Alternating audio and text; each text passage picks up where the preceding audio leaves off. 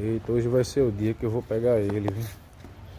Agora o bicho é alto, meu Deus. Olha o pai onde ele tá. Se jogar pedra, machuca. Se subir no pé, o pé quebra. Então o único jeito vai ser esse aqui, ó.